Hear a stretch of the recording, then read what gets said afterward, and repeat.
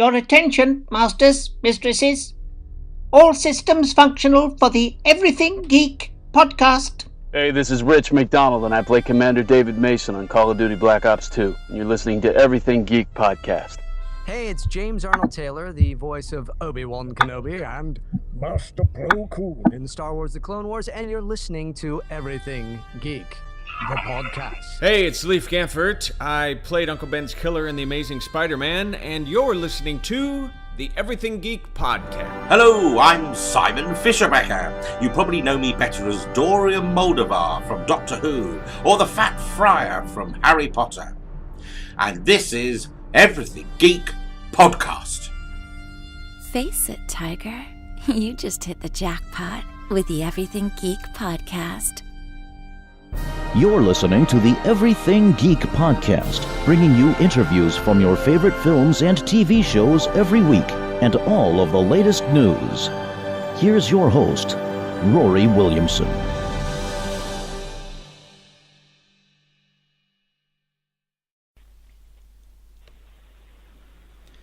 Hello everyone, you're listening to the Everything Geek podcast. I'm your host Rory, and joining me today is a very special guest. We have actor Rick Gonzalez, who currently guest stars as Rene Ramirez, aka Wild Dog in Arrow. His other notable roles include Timo Cruz in Coach Carter, Ben Gonzalez in Reaper, Naps in Rollbounce, Vincent in War of the Worlds, Wilson Jr. in Illegal Tender, Stone in Pulse, Primo in Biker Boyz, Isaac Vera in Mr. Robot, Tomas in Buffy the Vampire Slayer, Mickey Carlson in Castle and Rick Cortez in Bones. How are you today, Rick? I'm great, and yourself? Very well, thank you. It's a pleasure to have you on the show today. I'm happy to be here. Thank you for having me. You're very welcome. So getting right into the questions, Rick, just for a bit of background information, can you tell any of our listeners who may not be familiar with your background how you got into acting? Absolutely. I'm a native of New York City, and I've always said the story as a little boy. I'd say about 5 years old, I knew I wanted to be an actor, and God bless my mother's heart. She obliged and always found an acting class for me, and studied at the LaGuardia High School Performing Arts, the same school in New York City. And after that, I worked a little bit in New York, then moved to California, where I've been so far for the last 16 years, and just been steadily working and doing TV and film. And some of the parts that you've read earlier are a lot of the things that I've done and very proud of. That's great. I mean, it's great that you're so proud of it, especially seeing as your mum got you the acting classes. You know, mums are the best when they do that. When moms are behind you 100%, it makes life easy. Yeah, definitely. I completely agree with that. So, getting into Arrow, just for a bit of background information on your casting, how were you originally cast as Wild Dog? Did you go through an audition? Absolutely, yes. So I auditioned for a character that wasn't... I had no knowledge of Wild Dog when I read for the part. I auditioned for a character of a different name, and I knew the character was of military background. I read the scene, and in hindsight, I saw the qualities of Wild Dog in the scene. And I had no idea I was going to be reading for a vigilante / superhero in the DC universe that existed before. And so fast forward to me getting the call that I got the job, they put me in touch with the costume designer, Maya. And so we spoke, and she mentioned, I need to fit you for a mask, and we need to get your costume ready. And so I literally halted. I said, wait, what? What did you just say? And she said, oh, sweetheart, you're playing a superhero. You're playing Wild Dog. And I'm like, what?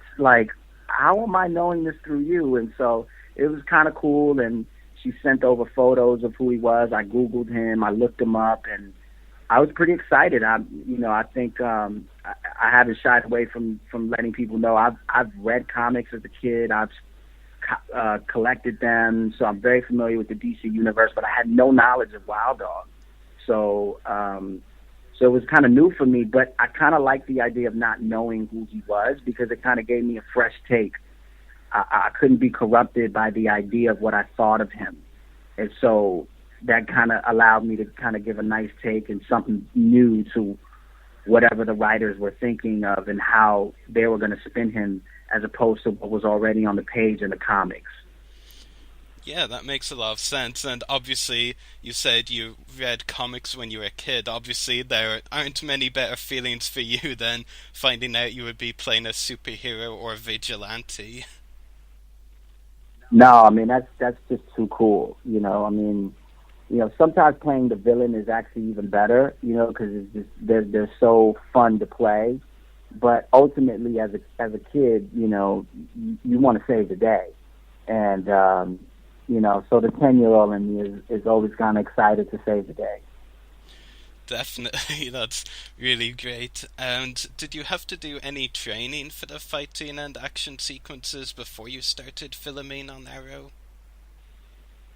Yeah, so James Bamford, who directed the first 2 episodes, is our stunt choreographer and fight choreographer, who's been there since the beginning of the show. And so we talked about the physicality of the character, and he felt that my character, who's ex-military, needed to be in some sort of shape to handle and to show the audience that this guy is someone who already comes in with a lot of history in the background and something that Oliver can add on to. And so we hit the ground running and, just kind of created a workout regimen. And also to be able to kind of match what my stunt double and the amazing stunt team of that James brings in, that I'd be able to match them and kind of overlap what they do so amazingly. And so, yeah, we put in the time. We worked with a trainer named Thomas Taylor out here in Vancouver, and we're just kind of hitting the ground running and trying to stay in tip-top shape. And I have to add, Stephen Amell is probably one of the most in shape, actors I've ever met. The guy's a natural born athlete. So he kind of sets the bar high in terms of, being the Green Arrow physically, as well as emotionally. So it was important for me to match that with him and try to match that bar that he set. Yeah, definitely, because, he's been doing the show for 5 years now, so, it's definitely important that he has to stay in shape, the whole time. I can't imagine what he has to go through to stay in that shape for so long. Absolutely, yeah. It's a commitment, but I think it's important for the fans to see, the character come to life physically as well as emotionally, and I think that if we can't see it in him physically, it'd be difficult to suspend disbelief and to believe all the moments and all the amazing things that happen. So it's important that we deliver on the physical side in order to make everything come full circle. Definitely, I completely agree. And for you personally, what have you found to be the biggest challenges in doing the action sequences on Arrow so far? I think it's, for me, it's learning, this past episode was me learning how to work the Cali sticks. And so I'm being exposed to new martial art forms and learning new cadences to certain rhythms and forms of martial arts and learning different counts and how to incorporate that naturally and showing how well Wild Dog would progress in that. And so the challenge is just making that look as real as possible, as natural as possible, within a short amount of time. We don't have a lot of time to kind of really work on this stuff. So it's important that we hit the ground running and get it right away. So the challenge is working against the clock and getting things at a good speed. So that way, we're nailing the moments. but at the same time, it's a lot of fun, and it does bring a lot of excitement in during the day of, creating these moments and doing these type of martial arts and these different forms for the character. So I embrace it. Definitely, and because at the end of the day, I mean, once you put the work in, the end result will look great on screen and you'll have fun doing it, so it's almost not really like it's hard work, is it? Nah, it's not hard work at all. I mean, I think, playing Wild Dog has been a lot of fun, and, it's just been really a good experience, and being surrounded by a great cast who, especially, being surrounded by Joe Dinico, who plays Ragman, and Echo Kellum as Mr. Terrific, and Madison McLaughlin as Artemis. Like, I feel like we've all kind of come together and, pitched in to create a new energy to enjoy ourselves in these characters and to bring a new energy to the table. And it's been a lot of fun. Yeah, exactly. And because you and the others you mentioned are the new team, do you all spend a lot of time hanging out on set between takes? Yeah, I mean, once we're at work, it's pretty much us kind of like copping a squat and spending time together and talking and connecting and using that for the characters and allowing that to happen organically. And, everyone's been nothing short of amazing and sweet and really accommodating. So, it's been a lot of fun to be around those guys. That's great. And of course, the 100th episode of Arrow is coming up in a couple of weeks, which a lot of people are talking about now. I know you haven't been on the show for very long, of course, but how does it feel to be a part of a show that is about to hit a milestone like that? Because in reality, very few shows actually do reach 100 episodes. I know, it's so amazing, and to be included in that episode is awesome. I'm just so excited for people to see the episode and to enjoy it. I think Mark Guggenheim was right. It is a love letter to the fans. And, if you were a fan of the comic or you were a fan of the show, I think it's a perfect way to say thank you, and it's just been great for me to just come in short notice and just be a part of, this group and this cast.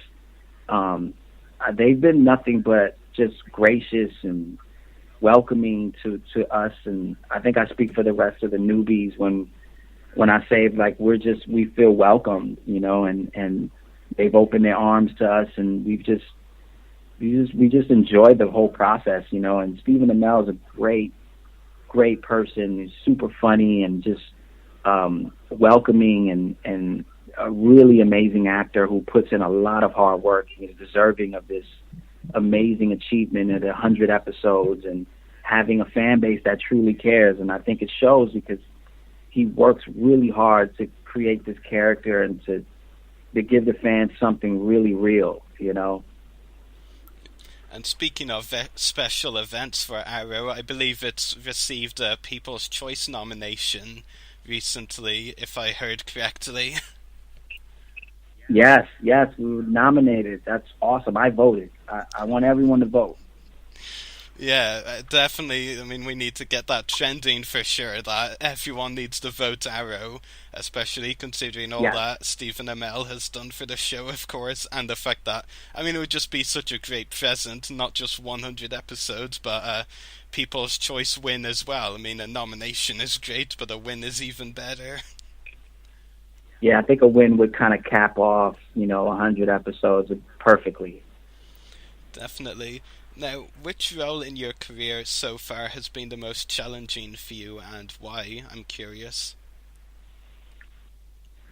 I would say playing Timo Cruz and Coach Carter, because it was important for me to show the inner emotional turmoil that Timo went through, and anytime you have to go to that place, it's always challenging to make it, to want the audience to connect to that emotion. And I knew that I had friends, and I've met people who were similar as Timo, and who lived the life that he lived and had the same angst. And I just really cared about those people. I cared about who he was, because I didn't want a caricature. I didn't want, this Hollywoodized version of a kid from the inner city who is misunderstood, who's just sad and hurt and has a lot of pain and anger inside. And I just wanted to honor that emotion. And so it was important for me to show people he's not a statistic or a stereotype. He's a human being with a real struggle in his life, a real pain, and he doesn't know how to handle it. So it was important. So that whole thing was it was kind of not a burden on me, but it was important to me, and I just wanted to make sure of that. Absolutely, and I believe Samuel L. Jackson tried to get you nominated for an award for that, and he was disappointed that you didn't. Is that true? Yeah, I think Sam mentioned that he spoke to the studio and wanted to try and get me a nomination for that. But I think, I think the world of Sam, and he was someone who was so sweet and just fun to be around, and actually to be such a huge movie star, he's so giving and honest and real, and I think if that's a cliche nowadays, I think he is the embodiment of someone who is real in every moment of his life, whether you like it or not. He's going to say what's on his mind, and that's refreshing. And I always take that from him, it's someone who isn't afraid to speak his mind and tell the truth. And when you're around people like that, you kind of feel safe and you feel comfortable, because you're going to get the truth from them, and they want the best for you, and they want you to succeed. So he was always someone who was very, I look up to him and I respect him. So it meant a lot for him to say that, and it's really sweet. Definitely. Now, obviously, you're currently promoting Arrow, but I'm also curious, do you have any upcoming acting roles or any other projects that you would like to talk about?